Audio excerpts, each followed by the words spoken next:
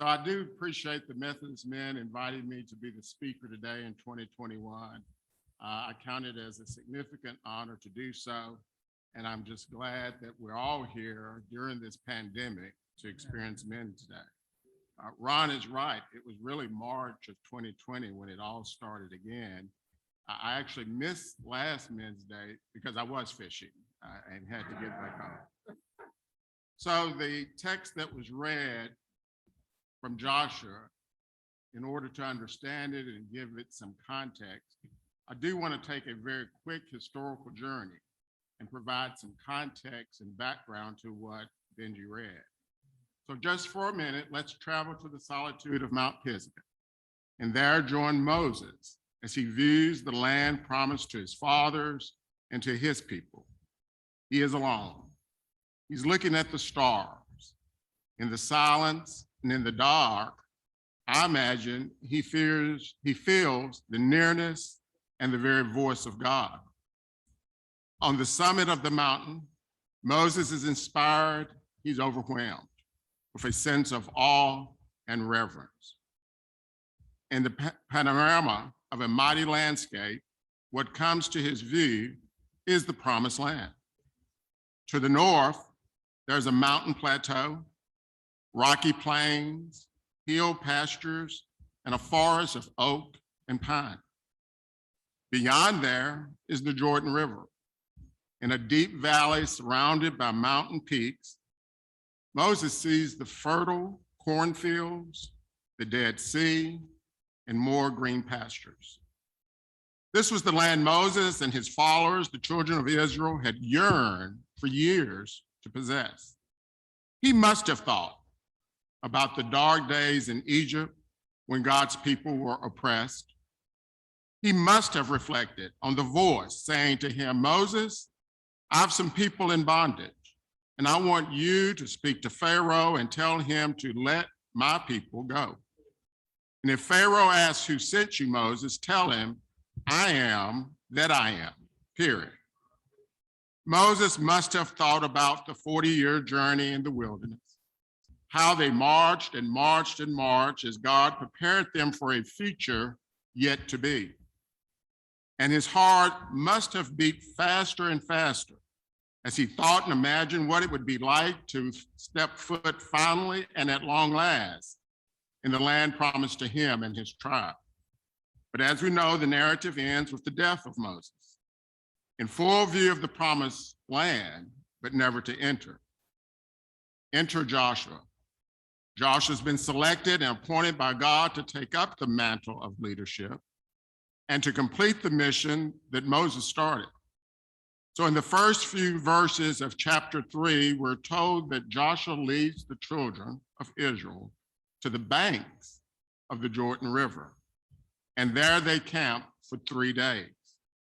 During those 3 days, we're told that thousands of children and women and men prepared to cross the Jordan River. Now, we know that during those 3 days, some of Joshua's followers must have quietly, or perhaps not so quietly, asked among themselves, how will we make it across this raging river? Others talked behind Joshua's back. You know how people can be. And they probably got more than just a little irritated. Some said, I bet, someone said, what in the HELL is Joshua's plan to get us across this river? Someone else said, I don't think Joshua knows what he's doing. And still others may have suggested that Joshua got lost. You know, he had a little bit too much wine the other night. And I'm sure somebody just had to say, we've been in bondage, we've been oppressed, we've endured 40-year journey. And now here we are, and we can't get across this river. Joshua, he's led us into a fine mess. After all, the entire nation of Israel, thousands of men, women, and children, and all their earthly possessions, anxiously waited crossing the Jordan River.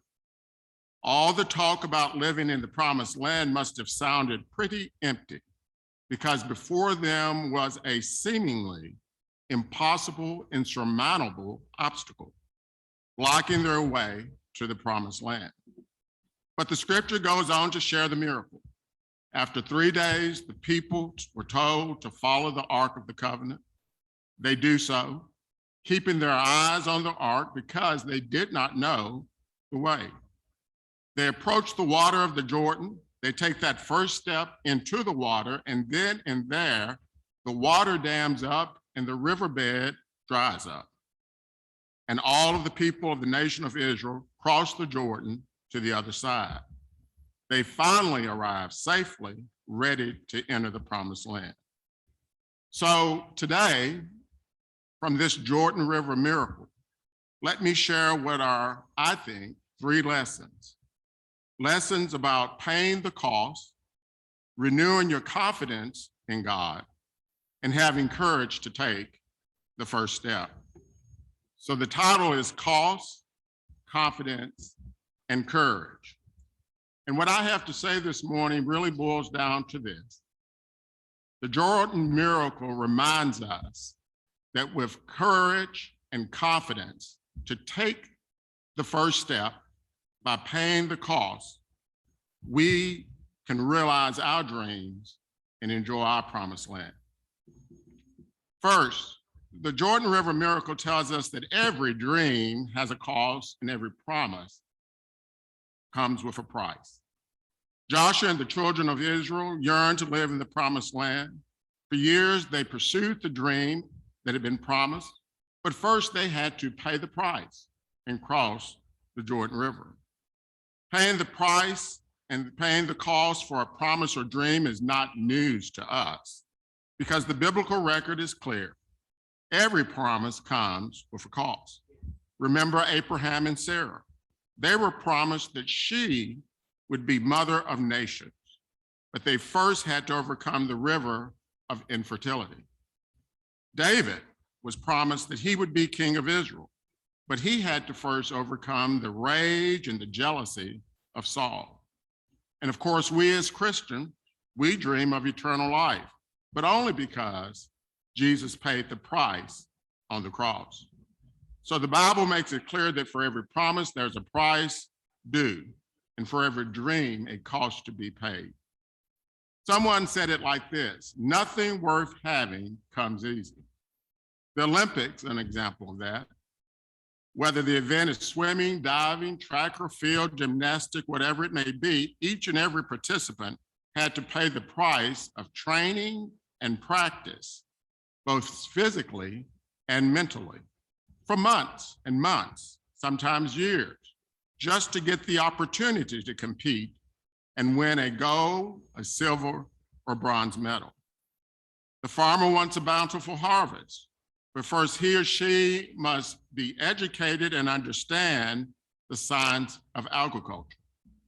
And if you want the independence and pride of being your own boss, in charge of your own business, you must first draft a viable business plan that hopefully somebody will help you finance. And of course, the lawyer, the preacher, the doctor must first get an education before they can preach or practice. So when things don't quite go our way, when we face a challenge, when a high mountain or a raging river separates us from our dream, our promise, there's no reason to really be discouraged or disheartened because we know that every dream has a cost and every promise has a price. So let's return to the Jordan River miracle and learn the next lesson of confidence. Remember, the Israelites had struggled for years to reach the promised land, and they were almost there. Now they had one more challenge, one more roadblock. They had to pay the price and cross the river. And at that time of the year, we're told it was the harvest season. So the banks of the Jordan were overflowing because of spring rains and the snow melting off the mountains. The banks of the river had swelled, spreading about a mile across, ranging in depth from 3 feet to 12 feet. And even worse, the water was covered with thick undergrowth that could easily trip up someone and cast them into an overwhelming current. This was the sight that greeted Joshua and the multitude of people who followed him. And this is where they made their camp, along the river. They literally and figuratively were so close, but yet so far. They were truly in between. In the foreground was the promised land, in the background was the wilderness. And when you are in between one extreme thing and another extreme thing, when you're making life-changing decisions, when you're struggling on whether or not the promise of the dream is really worth the cost, the Jordan River miracle teaches us a second lesson. Have confidence in and remember what God has done and is doing. As the Israelites camped by the river, I have no doubt that during those 3 days, they worried about how they would cross the river. They certainly saw the vast river. It was a mile wide. They heard the constant roaring of the water. And more likely than not, they became afraid and apprehensive. They had many doubts. And when you're between two extreme things, your mind will parade all of the horrible things that can and may occur. After all, they had no inkling of the miracle to come. So they had no idea how they would manage being in between. I'm also sure that during those 3 days, they remembered and renewed their confidence in God. Someone in the camp recalled the saying, "My soul looks back, lest I forget." And they start sharing that and passing that along in the camp. Then another person may have begun to hum, "I will never forget what God has done for me." Malcolm X once observed, armed with knowledge of our past, we can with confidence charter a course for the future. And during those 3 days, they became confident that they could cross the Jordan because for years, God had made a way when there was no way. They still didn't know how they would cross, but they gained confidence that the same God that had brought them this far would allow them to cross this river. Just like the children of Israel today, right now, we're in between. On the one hand is an ever-changing pandemic. And on the other is imagining how do we live and gain some sense of normalcy during this pandemic. On the one hand, there's the January 6th insurrection. And on the other is our steadfast belief in the rule of law and the hope and prayer that one day we can live up to our nation's core principle, one nation under God. And on one hand, we have the killings of George Floyd, Michael Brown, Breonna Taylor, Darrell Hambrick, and many others. Indeed, fatal police shootings since 2015 is more than 5,000 people, and a disproportionate share were Black Americans. In light of this on a daily basis, we are in between how do you stay alive and how do you navigate this reality? Everyone is touched by it, and we need to avoid the whim of some law enforcement person. Now more than ever, we need a church to reinforce our confidence that we are a people that God has saved from slavery, from Jim Crow laws, from racial oppression, and awarded us with a Barack Obama and a Kamala Harris. Let's remember that rich history and have confidence in what God has done and what God is doing, just like those camped by the banks of the Jordan River. I know this to be true. I know what it means to be in between. As Ted alluded to, President Obama appointed me to the district court, nominated me on February the 4th, 2015. The Senate got around to confirming me on April the 11th, 2016. And just so you know, that's exactly 431 days. I know because it was difficult. I know because I'm winding down in law practice and I can't take on new work for 431 days. I know that every other day it felt like there's some national press story that I can't respond to, say anything about, or even acknowledge, where people are writing about me things I didn't know about me. But I always believed and I always knew that God did not bring me this far. So deep down, I knew that I would be confirmed and I would assume this lifetime appointment. Finally, the miracle at the Jordan teaches us not only that every dream has a cost and every promise a price, and that when we're in between, we need to renew our confidence in God. It also teaches us that we must have the courage to act. After 3 days, the priests carried the Ark of the Covenant to the edge of the Jordan with all the children of Israel following with their possessions, watching the Ark. They were careful not to get too close so they wouldn't lose their sight because they did not know the miracle that was ahead. And when the feet of the priests carrying the Ark got to the water of the Jordan, they stepped into the water, and the water dammed up, and the riverbed dried up, and they walked to the middle of the Jordan on dry land. The men, the women, the children of Israel, and all of their possessions walked on dry land safely to the other side. So the moment of truth comes.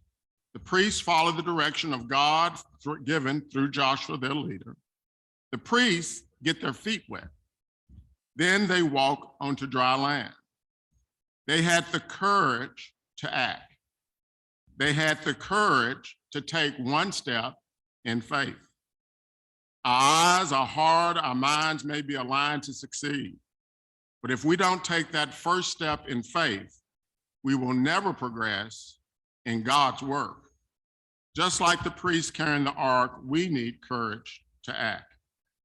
The truth is that they took a step in faith for God's miracle at the Jordan to come to pass and to be fully revealed.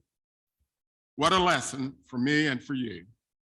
Too often, we want God to just fix everything in our lives. We don't want to make any decisions. We don't want to pay the cost. We don't want to renew and increase our confidence. We don't want to do anything. Instead, we just want him to do it.